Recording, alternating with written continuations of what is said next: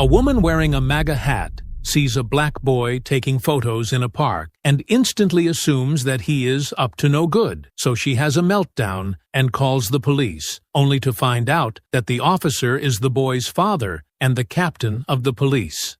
The late afternoon sun bathed the park in a golden hue, its rays streaming through the branches of towering oak trees. The laughter of children filled the air, blending with the rhythmic creak of swings and the distant hum of a lawnmower from a nearby house. David Carter adjusted the strap of his camera bag and knelt by the edge of the sandbox, angling his lens toward the small hands of a toddler constructing a lopsided castle. The boy giggled as he crushed the structure with his fist, earning a playful scold from his mother. David smiled faintly behind the camera, snapping the moment for his school project on everyday beauty. The scene was peaceful, untouched by the turbulence of the world beyond the park's gates. David glanced around, searching for his next subject. His gaze landed on a weathered bench under a sprawling tree, its surface etched with decades of initials and declarations of love. As he stepped closer, the sound of sharp,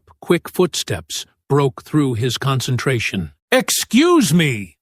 A woman's voice cut through the ambient noise, its tone sharp enough to turn a few heads. David turned, startled to see a middle-aged woman marching toward him. Her bright red MAGA hat stood out against the earthy tones of the park, and her small, yapping dog strained against its rhinestone-studded leash. "Yes?"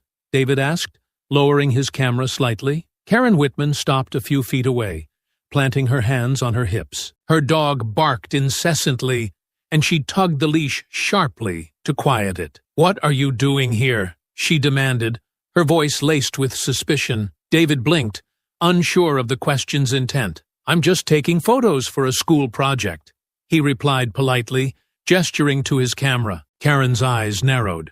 "Photos?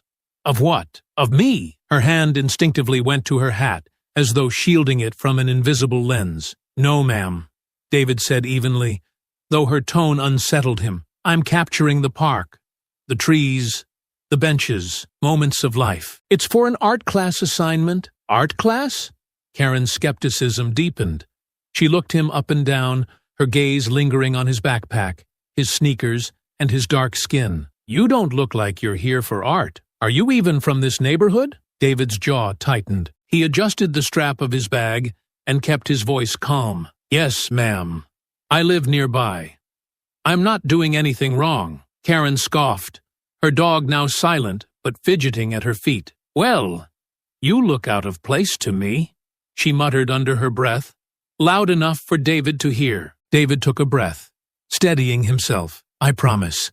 I'm just here to take photos. If you'd like, I can show you my camera roll." Karen's face twisted into a scowl. "I don't need to see anything. What I need is for you to leave before you make people uncomfortable." David's heart pounded, but he stood his ground. "I have every right to be here, ma'am. I'm not bothering anyone." Karen stepped closer, her voice rising. "Listen, young man, I don't care what you're claiming to do. This is a family park, not some hangout spot for troublemakers.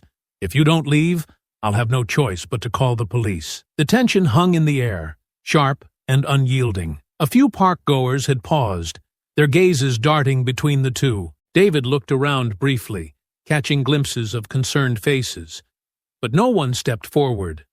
David steadied his voice. "I'm not leaving. If you feel the need to call the police, go ahead." He turned back toward the bench, lifting his camera to take another shot, though his hands trembled slightly. Karen huffed, pulling out her phone. "Fine. Don't say I didn't warn you." She began dialing, speaking loudly into the receiver as she walked a few steps away. David exhaled, his fingers tightening around the camera. His peaceful afternoon had just been shattered, and he knew the next moments would test him in ways he hadn't anticipated. Karen paced back and forth, her phone clutched tightly in her hand, as she spoke loudly to the 911 operator. Her words carried an edge of urgency, carefully chosen to paint David as a menace. "Yes, there's a young man here. He's loitering in the park, acting suspiciously. He's refusing to leave, and I feel unsafe." She cast a pointed glance at David, her lips curling into a smug smile as though daring him to react. David stood still, his camera dangling around his neck, his fingers gripping the strap. A few onlookers had gathered nearby, their conversations hushed as they watched the unfolding scene. "You really think this is necessary?" David asked, his voice calm but tinged with disbelief. Karen ended the call, slipping her phone into her pocket with a triumphant look. "Absolutely. You're wandering around here with that camera, making people uncomfortable. I don't know what you're planning, but it's suspicious." David tilted his head, incredulous. "Suspicious? I told you. I'm working on a school project. I'm not bothering anyone, and I'm certainly not a threat." Karen crossed her arms, her dog yapping again as though echoing her indignation. "Not a threat? How do I know that? People like you don't exactly inspire trust." David's jaw tightened, her words cutting deeper than he wanted to admit. He took a step forward, careful to keep his tone steady. "People like me? What does that mean?" Karen's lips pressed into a thin line. "You know exactly what I mean," she snapped.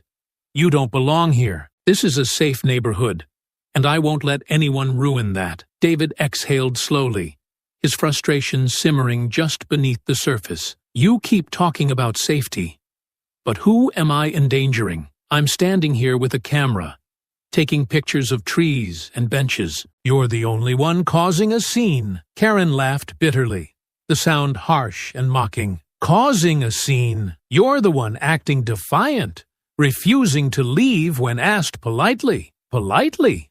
David asked, his eyebrows raised. "You threatened to call the police because I'm standing in a public park. How is that polite?" Karen's cheeks flushed, her voice rising to match the tension. "This isn't about the park. It's about respect.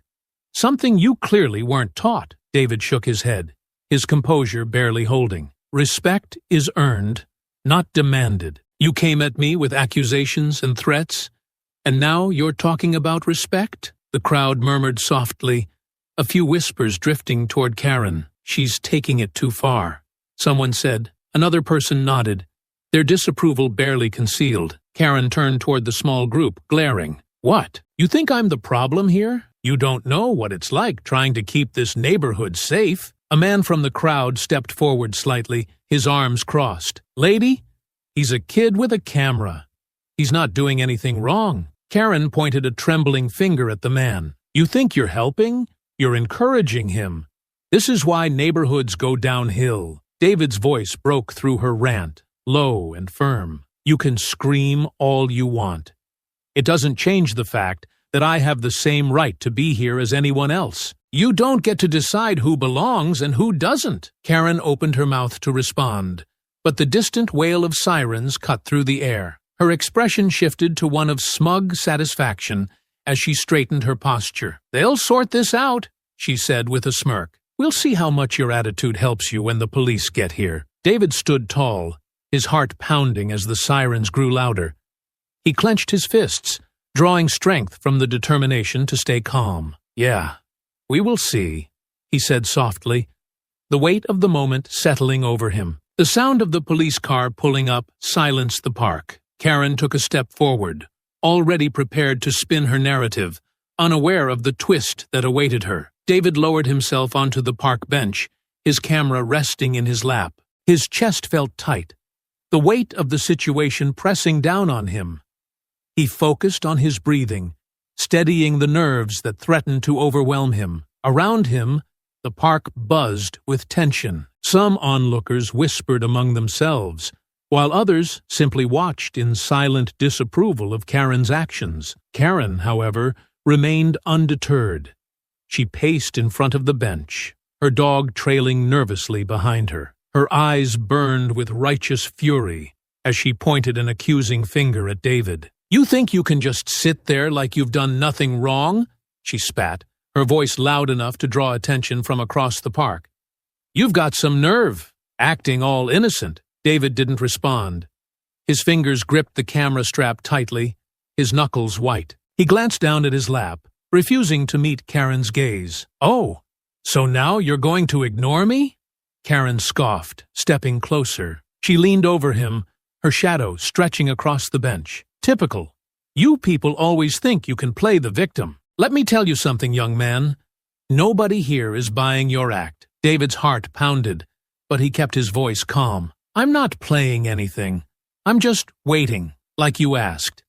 The police will sort this out, Karen snorted, shaking her head. Sort it out? Oh, they'll sort it out all right. They'll take one look at you and know exactly what's going on here. David looked up, his eyes meeting hers. And what exactly do you think is going on? Karen leaned in closer, her face inches from his. You're here to cause trouble. That's what. Snooping around with that camera, pretending you're just some kid doing a school project. I wasn't born yesterday. David raised an eyebrow. You think I'd go to all this trouble just to bother you? That doesn't make any sense. Karen waved a dismissive hand. Don't play dumb. You're not fooling me. I know you're kind, always lurking around where you don't belong. Just waiting for the chance to ruin something nice. David's jaw clenched, but he forced himself to stay seated. The weight of her words hung in the air, sharp and heavy. He wanted to lash out, to yell, but he knew that would only give her more fuel for her fire. I'm not here to ruin anything, he said, his voice steady but firm. I'm here to take photos. Just like I told you, if you can't handle that, maybe you're the one who doesn't belong here. Karen recoiled, her face reddening. For a moment, she was silent, her mouth opening and closing as though searching for the right words. Finally, she straightened up, smoothing the front of her shirt. You've got a real attitude problem, she snapped, stepping back. It's no wonder this country's falling apart with people like you running around. David shook his head, his voice quiet but resolute. You keep saying, people like me. What does that mean? Go ahead. Say it. Karen glared at him, her lips pressed into a thin line. I don't have to explain myself to you. The distant sound of sirens grew louder, cutting through the tension like a blade. Karen's expression shifted, her smug confidence returning. Well, looks like your little charade is about to end, she said, crossing her arms. David remained seated, his fingers brushing the smooth surface of his camera. He didn't reply, his focus shifting to the approaching police car. He knew the next few moments would change everything, but he wasn't sure how. The car pulled up to the curb, and a tall man in a police uniform stepped out. Karen's face lit up, her confidence surging as she waved him over. Officer, over here, she called, striding toward him. David's stomach tightened as he watched the man approach. Then, to Karen's confusion, the officer smiled and said, David, you okay, son? The color drained from Karen's face as she froze in place, her smugness evaporating in an instant. Karen's eyes darted between Marcus and David, her face a mix of confusion and defiance. The smugness she had when calling the police began to fade, replaced by frustration. Wait a minute, she said, her voice rising.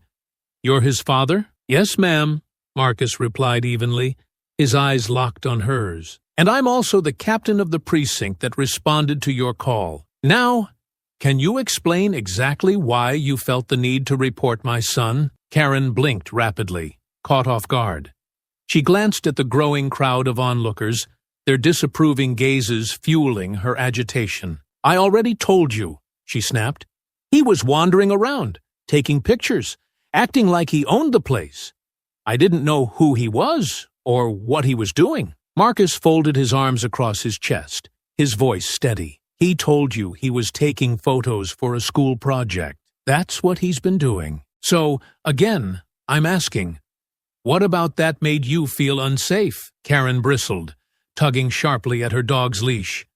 You have no idea what it's like to have to watch out for this kind of thing. People come into neighborhoods like ours and cause trouble. I've seen it before. David, still seated on the bench, frowned. People like me? Karen spun toward him, her face flushing. Don't twist my words. I meant people who don't respect the rules, who think they can just waltz in and do whatever they want, without consequences. Marcus raised an eyebrow. Rules? Which rules exactly? Did my son break by sitting on a public bench and taking photos? Karen threw her hands in the air, her frustration boiling over. It's not just about rules. It's about common sense. He didn't belong here. He doesn't live here. How was I supposed to know he wasn't up to something? David finally stood, his camera hanging from its strap around his neck. His voice was calm, but firm. I do live here. And even if I didn't, this is a public park. You don't own it. And you don't get to decide who belongs. Karen's face twisted in anger. Watch your tone, young man, she snapped, pointing a trembling finger at him. I'm not the bad guy here. You're the one acting suspicious and disrespectful. Marcus stepped forward, his voice cutting through the tension like a knife. Ma'am, I need you to lower your voice and calm down. There's no reason for this to escalate further. Karen glared at him, her eyes flashing with indignation. Calm down? You're telling me to calm down? I'm the one who felt unsafe, and now you're treating me like the criminal. The murmurs of the crowd grew louder.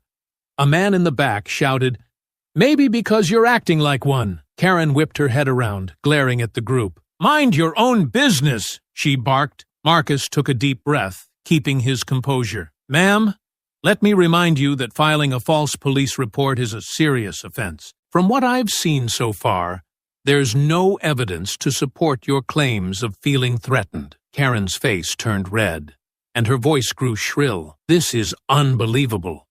I try to protect my community, and this is how I'm treated? You're taking his side because he's your son. This is bias. Plain and simple. David shook his head, his voice cutting through her rant. No, this is justice. You can't just call the cops on someone because they make you uncomfortable.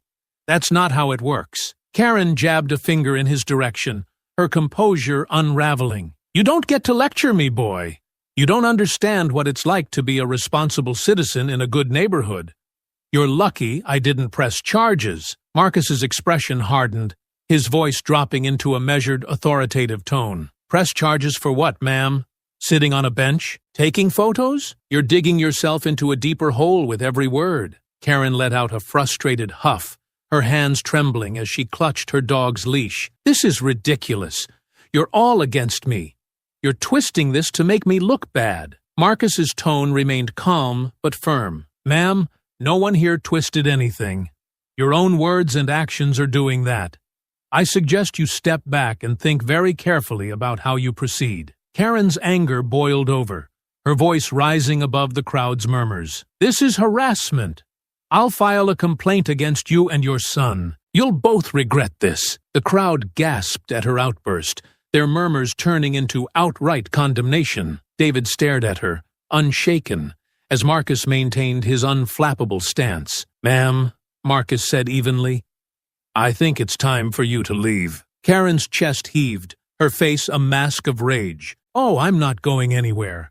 Not until I get justice for how I've been treated. Marcus's expression didn't waver as he stepped closer, his tone resolute. Then I suggest you sit tight, because there will be accountability for what happened here today. But it won't be on my son. The confrontation hovered on the edge of breaking completely, as Karen's anger surged further, setting the stage for the escalation to come. Karen's chest heaved as her indignation boiled over, her composure completely shattered. Her hands clenched the leash tightly, her trembling fingers betraying the storm of emotions within. The crowd watched in stunned silence, their murmurs growing louder as Karen glared at Marcus with unbridled fury. You're protecting him, she shouted, her voice shrill. You're not a real officer. You're a fraud, just like him. Marcus stood his ground, his tone calm but firm. Ma'am, I'm warning you. Your behavior is becoming a public disturbance. You need to step back and calm down before this gets out of hand. Karen's face twisted in rage. Don't you tell me what to do. You don't have the right to lecture me. This is my neighborhood, my park, and I won't stand for this. The crowd stirred uneasily as Karen took a step closer to Marcus, her fists balled at her sides. Marcus remained steady, his tall frame radiating quiet authority. Ma'am, he said, his voice lowering, this is your last warning. Step back. But Karen's anger had reached its peak. You think you're so much better than me, don't you? She hissed. Her voice grew louder, each word laced with venom. You come in here strutting around, acting like you own the place. She suddenly lashed out, shoving Marcus hard in the chest with both hands.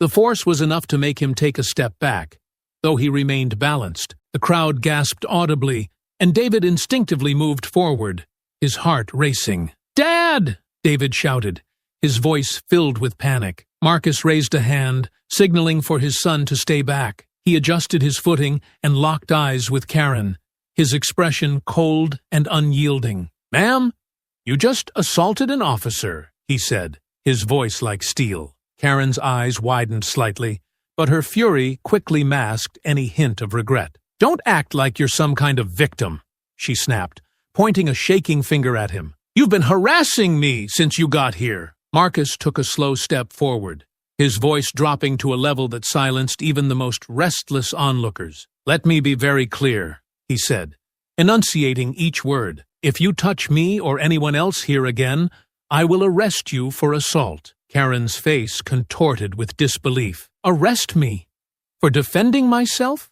You're out of your mind." She jabbed a finger toward the crowd. "You all saw it.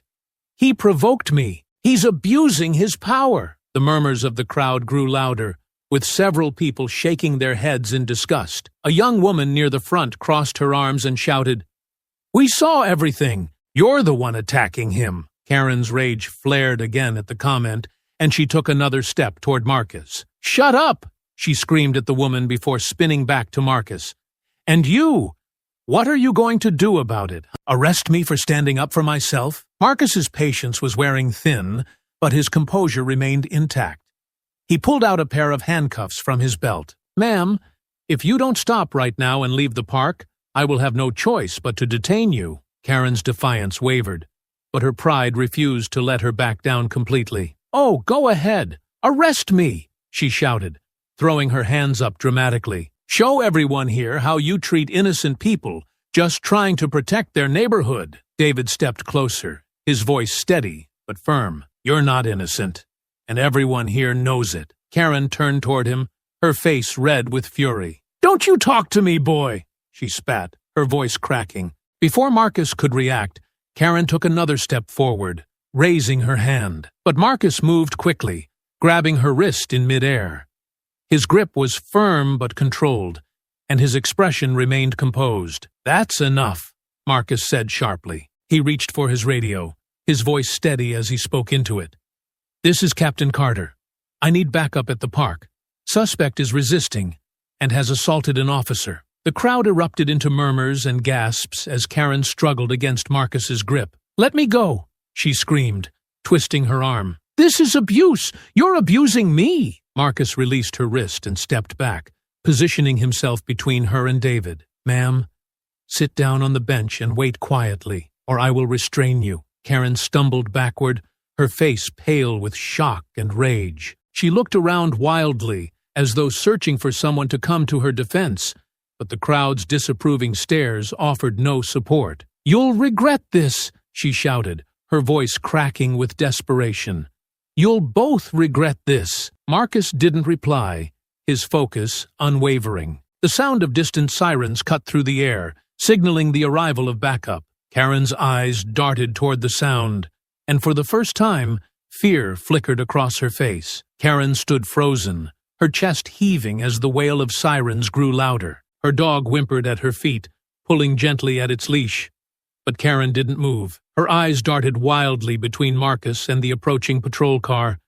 A mix of fury and panic etched across her face. The crowd stirred, some stepping closer to get a better view of the unfolding drama. Their murmurs filled the tense silence, rippling through the park like an undercurrent of judgment. "Looks like she's finally getting what she deserves," someone muttered, loud enough for Karen to hear. Her head snapped toward the crowd, her face twisting with anger. "You don't know anything," she shouted, pointing a trembling finger. "I'm the victim here. They're all ganging up on me." Marcus took a slow step forward, his presence commanding. His voice was calm but firm, cutting through Karen's rant. "Ma'am, the time for excuses is over. You assaulted an officer and created a public disturbance. When backup arrives, I'll be placing you under arrest." Karen's face turned pale. "Arrest? For what? I didn't do anything wrong." "You're abusing your authority." David stood a few feet behind his father, his arms crossed tightly over his chest. "You shoved him in front of everyone here," he said, his voice steady. That's not abuse. That's assault. Karen glared at him, her lips curling into a sneer. Of course you'd say that. You're just as bad as he is. Before Marcus could respond, the patrol car pulled up, its lights flashing. 2 uniformed officers stepped out, their gazes scanning the scene. One of them, a younger officer, approached Marcus with a respectful nod. Captain Carter, the officer said. What's the situation? Marcus gestured toward Karen, who stood stiffly with her fists clenched. This individual filed a false police report, created a public disturbance, and physically assaulted me. She's refusing to comply. The officer glanced at Karen, his expression neutral but professional. Ma'am, I'm going to need you to turn around and place your hands behind your back. Karen's eyes widened, and she stumbled back a step. What? No, you can't do this. This is a misunderstanding. Marcus remained composed, his tone unwavering. You were warned multiple times, ma'am. Actions have consequences. Karen's panic morphed into desperation. She turned to the crowd, her voice shrill. You all saw it. He provoked me. This is a setup. They're trying to humiliate me. The crowd murmured in response, but the disapproval in their faces was undeniable. A middle-aged woman in the front crossed her arms and shook her head. No one provoked you, she said loudly. You brought this on yourself. Karen's jaw dropped, her gaze snapping to the woman. How dare you? She screamed, her voice cracking. The younger officer stepped forward, his voice firm. Ma'am, this is your last chance to comply peacefully. Please turn around and place your hands behind your back. Karen's defiance wavered as her breathing grew shallow. Her gaze shifted back to Marcus, who stood tall and resolute, his arms crossed. This isn't over, she hissed. You'll regret this. All of you will. She turned slowly, her shoulders stiff, and held out her hands with a dramatic sigh. The officer quickly and efficiently placed handcuffs on her wrists, reciting her rights as he guided her toward the patrol car. The crowd watched in silence, their judgment palpable. A young man near the back let out a low whistle. Well, that's one way to make an exit. Karen shot him a withering glare as she was placed in the back seat of the patrol car. Her dog barked plaintively, and one of the officers handed the leash to a member of the crowd who offered to take care of it. Marcus turned to the crowd, his voice steady and authoritative. Thank you all for remaining calm during this situation. If anyone has further concerns, you're welcome to contact the precinct. The crowd began to disperse slowly, though a few people lingered, exchanging quiet remarks about the incident. Marcus turned back to David, placing a reassuring hand on his shoulder. You okay? He asked softly. David nodded, though his expression was somber. Yeah, I just hate that it even had to go this far. Marcus sighed, his gaze briefly following the patrol car as it pulled away. Sometimes people refuse to see reason, no matter how hard you try. But what matters is standing your ground and doing what's right. David nodded again, his grip tightening on the strap of his camera. Thanks, Dad, for everything. Marcus smiled faintly, his hand resting on his son's shoulder. Always, son. Let's head home. They began to walk toward the park's exit, the fading murmurs of the crowd behind them. Though the tension lingered in the air, there was a quiet sense of justice that settled over the scene, a reminder that prejudice and entitlement would not go unchecked. The ride to the police station was heavy with silence, the only sound the low hum of the car engine. David stared out the window, his hands gripping the strap of his camera bag as though it were a lifeline. The familiar streets of his neighborhood blurred past him, but they felt foreign now, like a place he no longer belonged. Marcus glanced at his son in the rearview mirror, his own heart heavy with the weight of the day. He had seen this kind of injustice before, countless times, but it was different now. It was personal. David, Marcus said softly, breaking the silence. David didn't look up. Yeah? Marcus hesitated, his hands tightening on the steering wheel. I want you to know, none of this was your fault. Not a single part of it. David turned his head slightly, his expression a mix of anger and sadness. I know, Dad. I don't get it. I wasn't doing anything. I wasn't hurting anyone. Why does it have to be like this? Marcus's jaw clenched. He searched for the right words, but they felt inadequate against the enormity of the situation. Some people don't see the person in front of them, he said finally. They only see what they want to see, what fits their narrow world. David's voice trembled, but he forced it to remain steady. She saw a threat. All I had was a camera, and she saw a threat. Marcus exhaled slowly, his eyes fixed on the road ahead. She saw something she didn't understand, and instead of asking questions, she made assumptions, dangerous ones. David pressed his forehead against the window, his breath fogging the glass. Do you think it'll ever change? People like her, the way they think? Marcus's heart ached at the question, but he didn't shy away from it. I don't know, son. I really don't. But what I do know is that we can't let them win. We can't let their hate take away our light. David turned to look at his father, his eyes searching for reassurance. Is that why you became a cop? To fight people like her? Marcus smiled faintly, though it didn't quite reach his eyes. Partly, but mostly, I became a cop to protect people like you. To make sure that when someone tries to hurt you, there's someone standing in their way. The car fell silent again, but the tension had shifted. David leaned back in his seat, his grip on the camera bag loosening just slightly. He still felt the sting of Karen's words, but his father's presence was a reminder that he wasn't alone in this fight. As the station came into view, Marcus reached over and gave David's shoulder a gentle squeeze. We'll get through this, together. David nodded, his expression resolute. Together. The car pulled into the parking lot, the bright lights of the station illuminating the dark night. David straightened his shoulders, ready to face whatever came next. The fluorescent lights in the station buzzed faintly as Marcus and David stepped through the glass doors. David stayed close to his father, his camera bag clutched tightly in his hand. Despite his exhaustion, his mind raced. He replayed Karen's words in his head, the venom in her voice cutting deeper than he wanted to admit. Karen sat at a plastic chair near the front desk, her MAGA hat crooked and her hands cuffed behind her back. Her lips were pressed into a thin line, but the fury in her eyes betrayed her composure. The officers nearby were talking quietly, their eyes occasionally flicking to her. The moment Karen saw Marcus and David, her face twisted into a sneer. You, she hissed, her voice cutting through the low hum of the station. You've made a huge mistake. You'll regret this.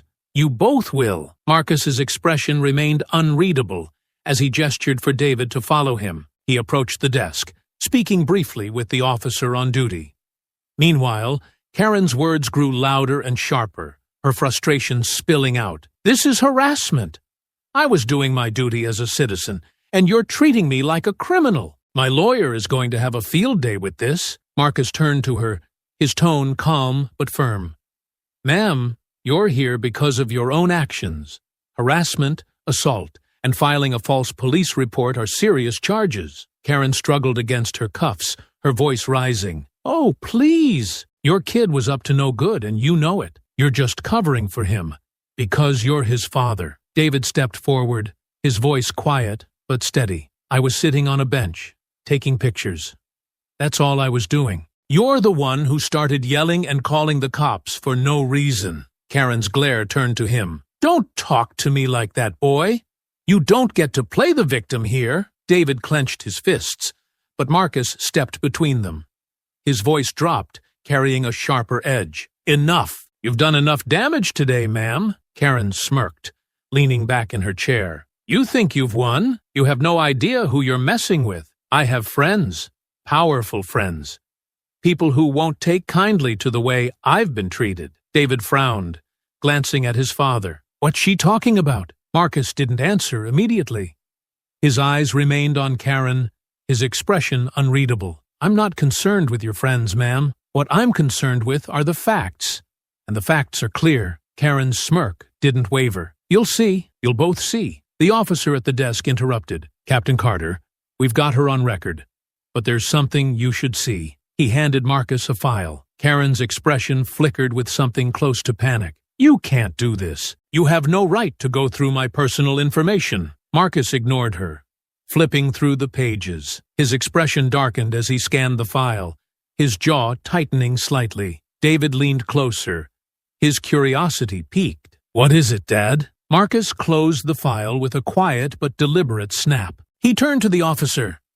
"Run a full background check and flag any connections to recent incidents in the area. Let me know what comes up." Karen's face turned pale. "You don't have the authority to do that. This is a setup. You're trying to pin something on me." Marcus didn't respond immediately. He turned to David, his voice calm but firm. "We're going to get some fresh air. Stay close." As they walked toward the station's exit, David glanced at his father, his heart pounding. What was in that file? Marcus didn't answer right away. When he finally spoke, his voice was low. "Let's just say there's more to Karen than meets the eye." David's brows furrowed. "More? Like what?" Marcus stopped just outside the station, his gaze distant. "She might not be as harmless as she seems. And if what's in that file checks out, this could get a lot more complicated." David swallowed hard, the day's events taking on a new and unsettling weight. "What do we do now?" Marcus placed a hand on his son's shoulder, his expression resolute. "We do what we always do, son. We stand tall and see this through." The air outside the station was cooler, but it did little to ease David's racing thoughts. He followed his father to a quieter spot near the parking lot, his curiosity bubbling over. Marcus leaned against the hood of his patrol car, the weight of the day clearly etched on his face. "Dad," David said hesitantly, breaking the silence. "What was in that file? What did it say about her?" Marcus exhaled slowly, his gaze fixed on the horizon. "It's complicated, son. But let's just say Karen Whitman isn't exactly the model citizen she claims to be." David frowned, confusion mixing with unease. "What do you mean? What did they find?" Marcus crossed his arms, his tone measured. "There's evidence that Karen's been involved in a string of complaints. Harassment, intimidation, even a few cases of vandalism, all targeted at people she claimed didn't belong in her neighborhood." David's stomach twisted at the words. "You mean people like me?" Marcus nodded grimly. "It looks that way. And it's not just here. The file mentioned similar incidents in another town where she used to live. She left right before charges could be filed." David leaned against the car, his mind racing. "So, she's done this before? How is she not in jail?" Marcus's jaw tightened. Some people know how to manipulate the system. They make just enough noise to scare people, but not enough to get caught. She's been walking that line for a long time. David's anger flared. And now she's trying to do it again, with us. What if she actually has those friends she was talking about? Marcus placed a reassuring hand on his son's shoulder. "Let me worry about that. What matters is that we have her actions on record now, and if there's more to her story, we'll find it." Before David could respond, the station doors swung open, and one of Marcus's officers stepped out. He jogged over, a clipboard in hand. "Captain Carter, we've flagged some connections. You'll want to see this." Marcus took the clipboard and scanned the report. His expression darkened as he read the details. David shifted uncomfortably, watching his father closely. "What is it?" David asked, his voice cautious. Marcus handed the clipboard back to the officer. His tone clipped. "It's worse than I thought. Karen's been linked to a local group that's been spreading hate speech and organizing rallies under the guise of neighborhood preservation." David's eyes widened. "Wait, like a hate group?" Marcus nodded, his face grim. "Not officially. They're careful to stay just inside the law. But their actions speak for themselves. Karen's involvement isn't direct, but there's enough evidence to raise serious questions." David's mind reeled. The woman who had berated and humiliated him in the park wasn't just a neighborhood busybody. She was part of something much darker. "So, what happens now?" David asked, his voice steadier than he felt. Marcus straightened, his resolve clear. "We build a case. We follow the evidence and make sure people like her don't get to keep hiding behind lies and excuses." David looked up at his father, a spark of determination in his eyes. "What can I do to help?" Marcus gave him a faint smile. "You've already done more than enough, son. You stood your ground today, and that's more powerful than anything else. But if you want to help, keep being yourself. Keep using your voice. That's how we fight people like Karen. David nodded, the weight in his chest lifting slightly. He didn't feel entirely at peace, but knowing they were taking action gave him a sense of purpose. As they walked back toward the station, the gravity of the situation settled over them both. Karen's behavior wasn't just a moment of prejudice. It was a piece of a larger pattern. And now, the fight for justice had only just begun. Inside the station, the atmosphere was tense. Marcus and David stood near his office, while the officers worked around them. The quiet buzz of conversations and the occasional shuffle of papers filling the room. The weight of what they had just learned about Karen hung heavy in the air. David leaned against the wall, his arms crossed tightly over his chest. So, what happens next? Are you going to arrest her for being part of that group? Marcus shook his head, his voice steady but serious. It's not that simple, son. Her association with the group isn't enough to press charges. We need concrete evidence. Something that ties her to illegal activities. David frowned, frustration flickering in his eyes. But isn't what she's already done enough? She called the cops on me for no reason, lied to them, and then assaulted you. Isn't that enough to keep her locked up? Marcus nodded. It's enough to charge her for those specific crimes, and she'll face consequences for them. But if we want to expose the bigger picture, if we want to stop her from doing this again, we need more. David exhaled sharply, running a hand over his face. How does someone like her keep getting away with this? She's hurt so many people, and she just moves on to the next place like nothing happened. Marcus placed a reassuring hand on his son's shoulder. She's not getting away with it this time. We've got her actions on record, and the investigation into her connections is just starting. People like her thrive on fear and silence, but the more we shine a light on what they're doing, the harder it gets for them to hide. One of Marcus's officers approached, holding a small stack of files. Captain Carter, we've pulled together more information. These are complaints filed against Karen in her previous neighborhoods, and there's a pattern. Harassment, property damage, even allegations of threats. She's left a trail. Marcus took the files, flipping through them quickly. His eyes narrowed as he read. She's been careful, but not careful enough. If we can connect her actions here to her past behavior, we might be able to establish intent. David peered over his father's shoulder, his curiosity outweighing his unease. What kind of threats? The officer cleared her throat. Most of the complaints are vague. Things like, she said she'd make life difficult, or she made comments about people needing to leave the neighborhood.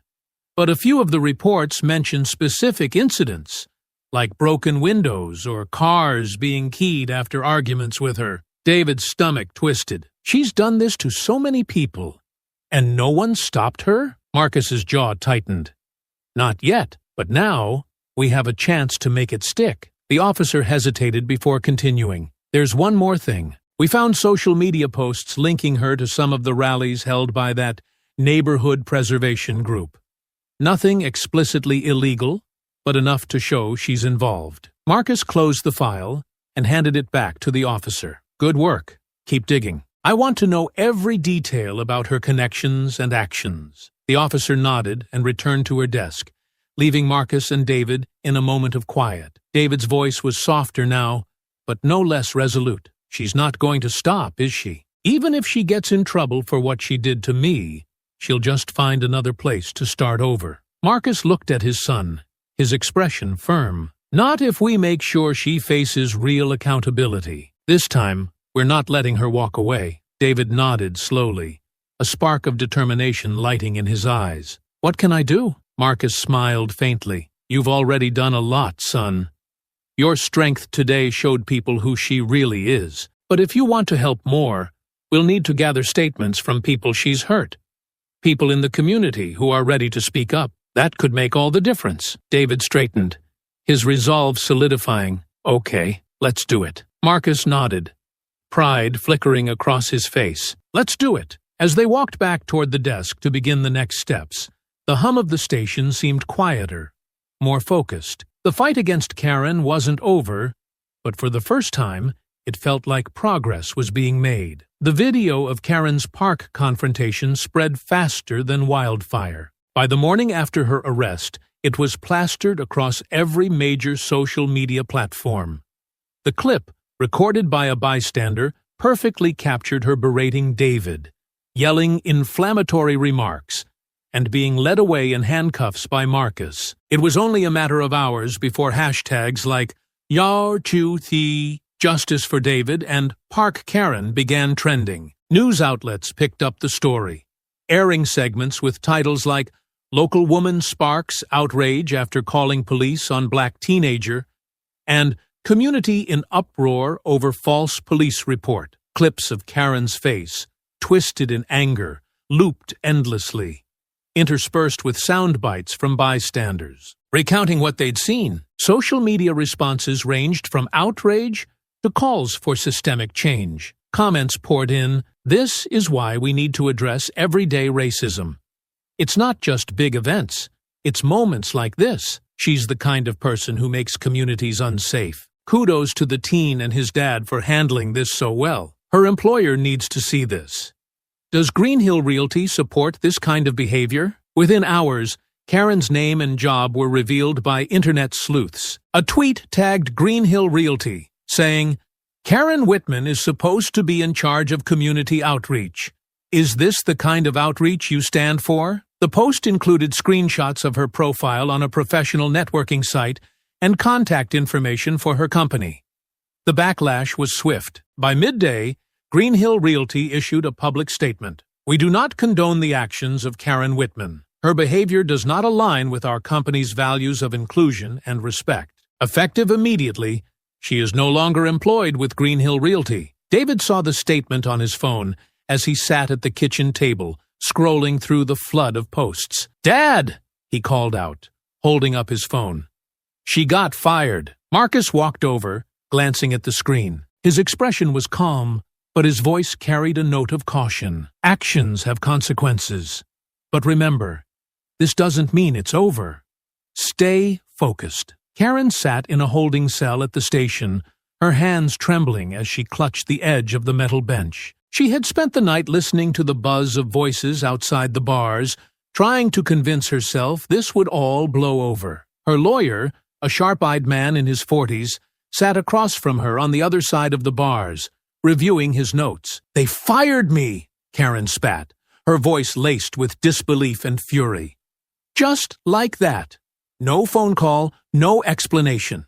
Just a cold email saying, "I'm no longer employed." Her lawyer didn't look up. "Considering the video that's been circulating, I'm not surprised. You've gone viral, Karen. And not in a good way." Karen's jaw tightened. "It's all lies. That video, it doesn't show the full story. They're making me out to be a monster, when all I was doing was protecting my community." The lawyer finally looked up, his expression a mix of weariness and irritation. "You're not helping yourself by sticking to that narrative. The video is damning. It shows you yelling at a teenager, accusing him of things you couldn't prove, and then assaulting a police officer. That's all anyone cares about." Karen's lips pressed into a thin line, but the redness creeping up her neck betrayed her frustration. "I was doing the right thing. He didn't belong there, and I had every right to question him." The lawyer sighed, rubbing his temples. "The court of public opinion doesn't care about your intentions. They care about what they see. And right now, what they see is someone who made a fool of herself and broke the law in the process." Karen's eyes flashed with anger. "They don't know what it's like, dealing with people like him. The boy was being disrespectful, and his father abused his authority to humiliate me. That's the real story here." The lawyer leaned forward, his tone sharper. "Karen, if you want any chance of coming out of this without serious legal consequences, you need to start thinking about damage control. That means cooperating and showing remorse." Karen scoffed, her voice dripping with disdain. "Remorse? For what? For standing up for what's right? You're as useless as everyone else." The lawyer stood, gathering his papers. "If that's your attitude, then there's not much I can do for you." As he walked away, Karen slumped back against the bench, her mind racing. The buzz of voices outside the cell was louder now, and she knew the world was watching. The sound of the station around her felt distant. Officers talking, phones ringing, the occasional clatter of a door. She clenched her fists, her nails digging into her palms. She had been fired, just like that. An email, cold and impersonal, had stripped her of her job and, in her mind, her dignity. The humiliation of being escorted through the park in handcuffs and thrown into a cell was one thing. Losing her career was another. They don't even know the full story, she muttered to herself. I was protecting this neighborhood. They'll regret turning on me. Her mind raced with thoughts of vengeance, but as the minutes passed, the reality of her situation began to sink in. She had no allies left. Her lawyer was losing patience. Her neighbors were turning against her, and her name was all over the news. Meanwhile, back at the station, Marcus sat in his office, sifting through the growing pile of complaints and evidence coming in from Karen's neighbors. Each new report added to the picture of a woman who had spent years intimidating those around her. One particularly damning statement caught his eye.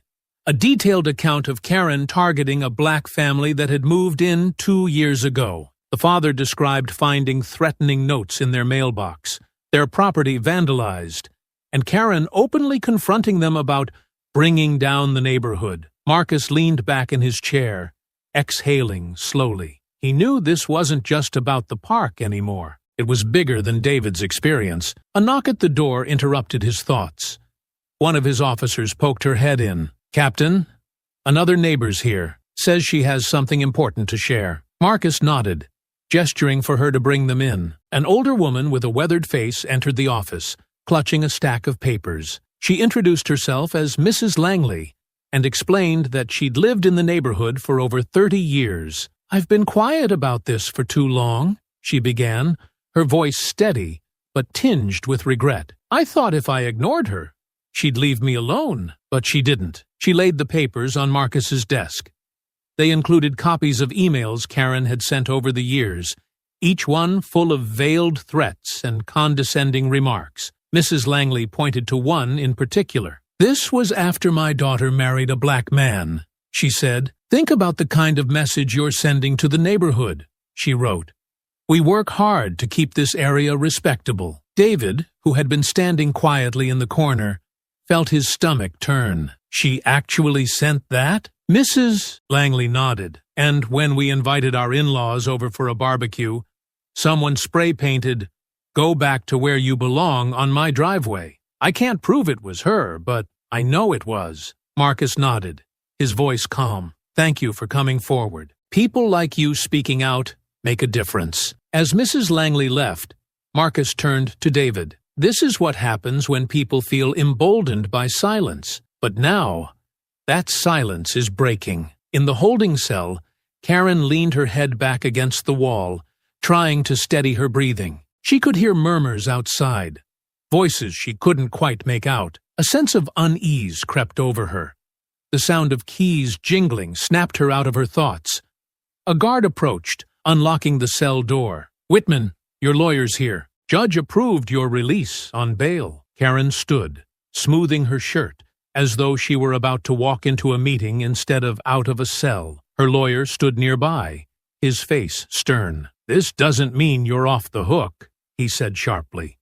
You'll be under strict conditions until your hearing. Don't make things worse for yourself. Karen's jaw tightened, but she said nothing. As she stepped out of the cell and walked toward the processing desk, she caught sight of Marcus and David down the hallway. They were speaking to a group of neighbors, faces she recognized, all of them glaring in her direction. Her steps faltered, and for the first time, she felt a pang of genuine fear. The neighbors continued to file into the station, each one bringing stories, photos, and documents that painted an increasingly damning picture of Karen's behavior. A man in his 30s showed a video of Karen yelling at him for hosting a cookout with his black friends. She said we were bringing the wrong kind of crowd into the area, he explained, his voice tight with anger. Another neighbor, a younger woman, produced a letter Karen had left on her doorstep after she rented her home to a black family. You should think about the type of tenants you're inviting into this community, she read aloud, her voice shaking. The stories came in waves, each one adding weight to the evidence against Karen. David listened intently, his anger mingling with a growing sense of resolve. "This isn't just about me," he whispered to Marcus during a break. "She's been hurting people for years." Marcus nodded, his expression resolute. "And now, for the first time, people aren't afraid to stand up to her. That's what makes this different." Karen sat in her lawyer's car outside the station, staring out the window at the small crowd of neighbors entering. Her lawyer's voice was a distant hum, explaining the terms of her release, but Karen barely heard him, her eyes fixed on the station door, where Marcus and David stood surrounded by people she once dismissed as insignificant. Her grip tightened on her purse as a bitter thought crossed her mind. They'll regret this. All of them. Karen's release on bail did little to slow the momentum against her. Every day brought new voices from the community, each adding to the pile of evidence stacked against her. The public outcry refused to fade, with headlines and social media posts keeping her actions in the spotlight. Marcus stood in his office late one evening, flipping through the thick file that had grown over the weeks. Statements, photographs, videos. Each piece painted a damning picture of Karen's years of harassment and intimidation. David sat nearby, his camera resting on his lap, scrolling through the latest news coverage of the case. "It's overwhelming," David said, breaking the silence. "Every time I think we've heard it all, someone else comes forward." Marcus nodded, his face grim. "It's because people feel safe now. They know they're not alone, and they know she can't intimidate them anymore." David looked up, his expression serious. "Do you think it'll be enough? In court, I mean?" Marcus set the file down, his eyes meeting his son's. "I do. She's left too much behind. This trial isn't just about what she did to you. It's about everything she's done to this community. And when the truth comes out, it'll be impossible to ignore." As Marcus spoke, his phone buzzed on the desk. He picked it up and read the message, his lips pressing into a thin line. "What is it?" David asked. "The trial date's been set," Marcus replied, his voice steady. "It's time to see this through." Karen's trial became the talk of the town, her name plastered across headlines and whispered in conversations throughout the community. The courtroom was packed, every seat filled with neighbors, reporters, and community members who had been following the case closely. Karen sat at the defense table, her face pale but her posture stiff, trying to project an air of defiance. Her lawyer shuffled papers beside her, muttering hurried instructions that she barely seemed to hear. The prosecution wasted no time laying out its case, starting with the park incident that had sparked everything. They played the viral video for the jury, letting Karen's own words and actions condemn her. Then came the barrage of witness testimonies. "This isn't an isolated incident," the prosecutor said, pacing before the jury. "What you'll see over the course of this trial is a consistent pattern of intimidation, harassment, and prejudice that has spanned years. The defendant has abused her position in the community to bully and silence those she deemed unworthy of living in her neighborhood." The witnesses painted a damning picture. "She left threats in my mailbox after my family moved in," one man testified. "When I didn't respond, she keyed my car and spray-painted racial slurs on my garage. My kids were terrified. She harassed my tenants until they broke their lease," another woman said, her voice trembling. "When I confronted her, she told me I should rent to the right kind of people." One after another, Karen's neighbors came forward with their stories. Each one added weight to the case, making it harder for the defense to argue that Karen's actions were a misunderstanding or a single lapse in judgment. Marcus took the stand midway through the trial, his testimony calm and precise. He recounted the events at the park, his interactions with Karen, and the mounting evidence that had come to light since her arrest. "As a police officer, I've seen people like her before," he said. "They hide behind the guise of concern for the community, but their actions reveal the truth. It's not about safety, it's about control. And when someone challenges that control, they lash out." When Karen herself took the stand, the tension in the room was palpable. She spoke haltingly, her usual bluster gone, replaced by a strained defensiveness. "I didn't mean to hurt anyone," she said, her voice cracking. "I thought I was doing the right thing, protecting my neighborhood. I didn't realize it would escalate like this." The prosecutor's cross-examination was merciless. Protecting your neighborhood? By filing false reports? By harassing and threatening families who didn't look like you? You didn't think it would escalate because for years it didn't. Because no one held you accountable, Karen stammered, her composure crumbling under the weight of the questioning. I was misunderstood." "Misunderstood?" The prosecutor leaned forward. "Or emboldened by the silence of those around you. You thrived on fear, Ms. Whitman. But now the silence is broken." The jury deliberated for less than a day before returning with their verdict. Guilty on all counts. Karen's sentencing was harsh. The judge, a no-nonsense woman with years of experience handling cases of harassment, didn't mince words. "Ms. Whitman, your actions have caused irreparable harm to this community. You have targeted families, destroyed property, and undermined the very fabric of neighborhood trust. Your attempts to frame yourself as a concerned citizen are nothing more than a thinly veiled excuse for your prejudice. This court will not tolerate such behavior." Karen was sentenced to 6 months in jail, 3 years of probation, and mandatory participation in a rehabilitation program for hate-based offenses. In addition, she was ordered to pay significant restitution to the families she had harmed and barred from holding leadership positions in any neighborhood or community organization for the rest of her life. The courtroom erupted in murmurs as the sentence was read. Karen sat motionless, her face blank, as though she couldn't comprehend the severity of her punishment. Outside the courthouse, Marcus and David stood among a crowd of neighbors, their presence a quiet reassurance that justice had been served. The mood was somber but hopeful, a shared sense of relief that Karen's reign of intimidation had finally come to an end. David turned to his father, his expression thoughtful. "Do you think this is enough? Do you think she'll change?" Marcus looked at his son, his voice steady but reflective. "I don't know if she'll change, but this isn't about her anymore. It's about everyone else.